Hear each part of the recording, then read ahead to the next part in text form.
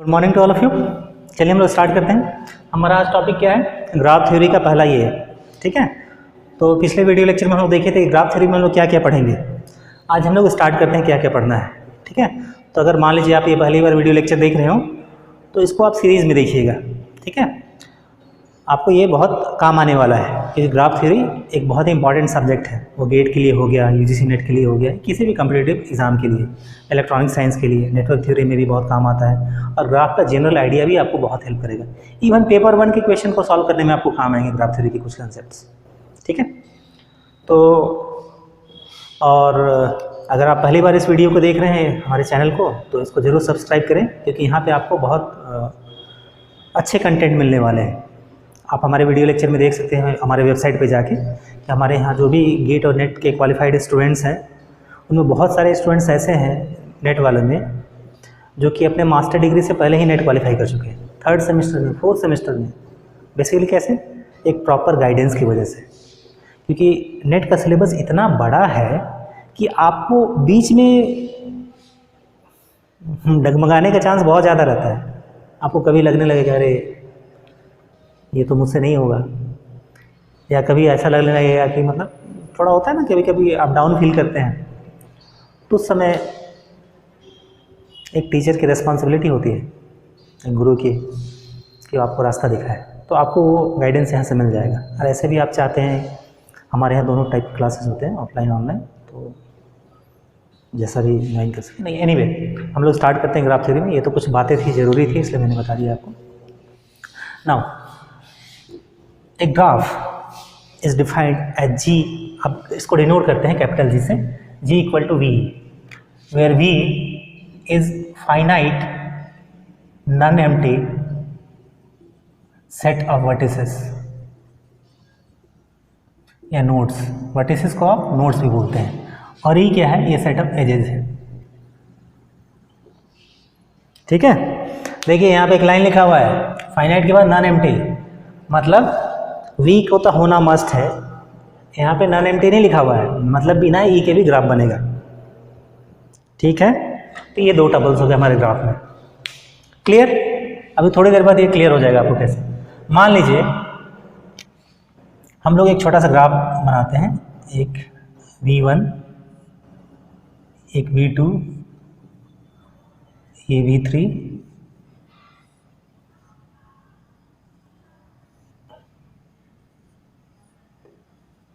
V4, V5, V6 और ठीक है। नाउ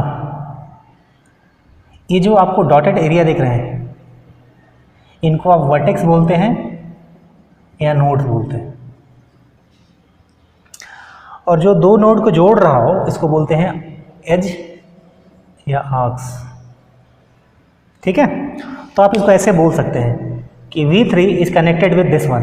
अब दिस वन कैसे बोलिएगा? उसका भी कुछ नाम चाहिए, तो आप उसका नेमिंग करेंगे। जैसे ये एज का नाम करते हैं E1, ये E2, E3, E4, E5, E6, E7 और E8। क्लियर है ये चीज़? तो आप ऐसे बोल सकते हैं V2 is connected to V3 via E2, मतलब V2 और V3 किस एज से आपस में कनेक्टेड है? E2 से। अब ये जो ग्राफ है इसमें जो एज हैं इनका कोई डायरेक्शन नहीं है, मतलब वहाँ कोई एरो नहीं बनाया हुआ है ऐसे करके। डायरेक्शन मतलब ऐसे बनाया हो, ठीक है, क्योंकि ये फर्क पड़ता है, ठीक है। तो डायरेक्शन नहीं है, इसका मतलब है हम चाहें तो V1 से V3 पे आए वाया E2 या V3 से V2 पे आए वाया E2, दोनों पॉसिबल है। तो ऐसे ग्राफ जिनमें आपको कहीं डायरेक्शन नहीं मिलेंगे उसको बोलते हैं अनडायरेक्टेड ग्राफ, ठीक है। नाउ अगर कोई पूछे कि इसमें कितना वर्टेक्स है तो आप उसको ऐसे लिखें V4 वर्टेक्स, और सेट में क्या लिखेंगे? V1, V2, V3, V4 कितना है? 1 2 3 4 5 है, V6 तक, V5 और V6, these are vertices. Now कोई पूछे एज का सेट लिखिए तो E इक्वल टू क्या लिखिएगा? E1, E2, E3, E4, E5, E6 E7 और E8, इतना आपके एजेस है। क्लियर? ठीक है। तो V1 से आप V2 कैसे जाएंगे? Via E1। V1 से V3 कैसे जाएंगे? एक बार में नहीं जा सकते। तो आप पहले आप जाएंगे V1 से V2 वाया E1, फिर V2 से V3 जाएंगे वाया E2। नाउ अब यहाँ एक से ज़्यादा रास्ता पॉसिबल है। हो सकता है आप इधर से जाएं, फिर यहाँ पहुँच जाए। यहीं तक जाना था V3 तक, तो यहाँ से गए यहाँ। फिर ये भी पॉसिबल है, यहाँ से गए यहाँ, फिर एक चक्कर यहाँ इस लूप में घूमे, इसको लूप बोलते हैं। और अगर ज़्यादा प्रिसाइजली बोलें ये कहलाएगा लूप, लेकिन प्रिसाइजली बोले तो ये कहलाएगा सेल्फ लूप। तो लूप और सेल्फ लूप में डिफरेंस होता है। अब देखिए सब टर्म बहुत काम आने वाला है। लूप ऐसे भी पॉसिबल है कि V6 से गए आप E6 से गए E3, E3 से गए V3 से गए E3, V4, E4, V5, E5 और V6। ये भी लूप है आपका, मतलब ऐसे। ठीक है। V6 से V3, V3 से V4, V4 से V5, V5 से अगेन V6, क्योंकि इसका स्टार्टिंग और ये सेम है, ये लूप है। लेकिन इसको सिर्फ लूप बोलेंगे या साइकिल बोलेंगे। सेल्फ लूप का मतलब है ये जहाँ पे जिस वर्टेक्स पे उसी में हो, तो इसको बोलते हैं सेल्फ लूप। क्लियर ये चीज़? दोनों में डिफरेंस है, लूप और self loop, they are different things. Clear? ठीक है। नाउ अब मान लीजिए इसको क्या बोलेंगे हम लोग? Undirected graph. अब हम इस क्या करते हैं, इसी ग्राफ में थोड़ा चेंज करते हैं।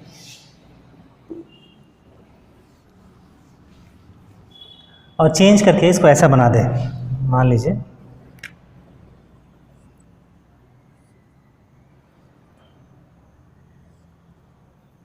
ग्राफ थ्योरी समझने के लिए काफ़ी पेशेंस रखना पड़ता है, इसलिए जल्दी हड़बड़ा मत जाइएगा। ठीक है।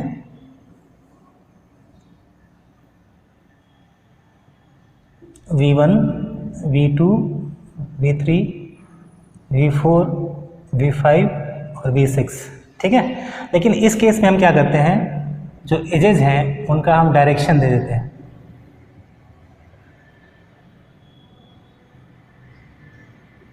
ठीक है।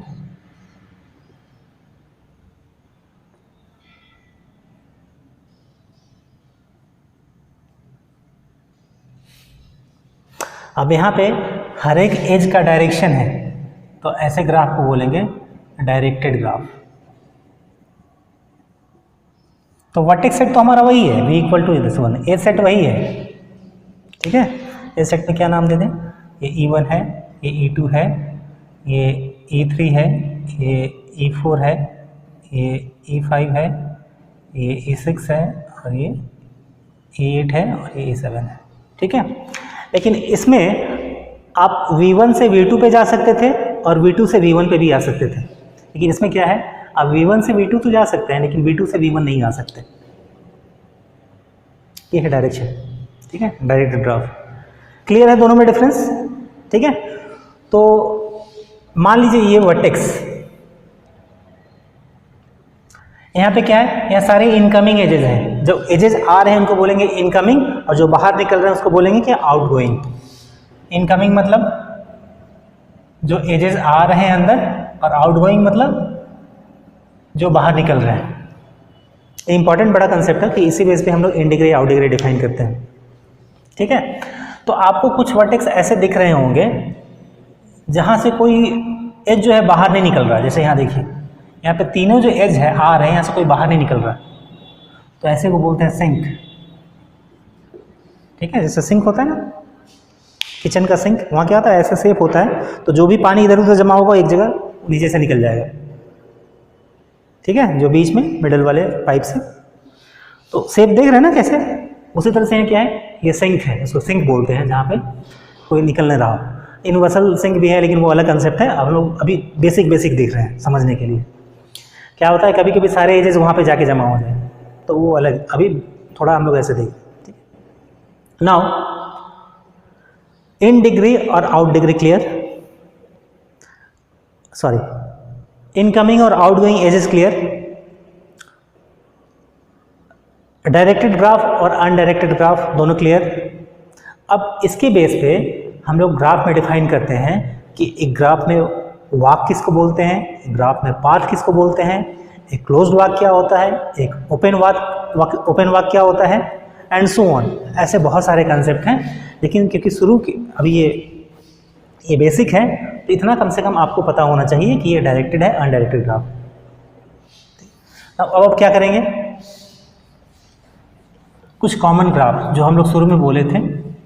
मान लीजिए आपसे ये पूछे कि एक V1 है, क्या ये ग्राफ है? ये ग्राफ है, यस इट्स अ ग्राफ। और इस ग्राफ का एक खास नाम है, इसको बोलते हैं नल ग्राफ। ठीक है, इसमें वर्टेक्स कितना है? एक, V = V1। एज कितना है?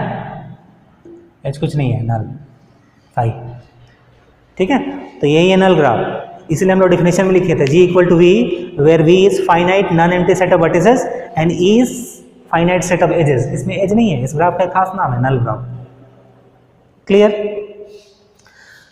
ठीक है, तो इतना ये बेसिक है। हम लोग नेक्स्ट वीडियो लेक्चर में देखेंगे। छोटे छोटे वीडियो लेक्चर शुरू में बनाते हैं क्योंकि आपको समझने में आसानी होगी। नेक्स्ट में देखेंगे कि डायरेक्ट फर्दर आगे concept walk, path, regular graph, complete graph, ये सब अगले वीडियो लेक्चर में। ठीक है, होप आपको ये यूज़फुल लगा होगा। ठीक है।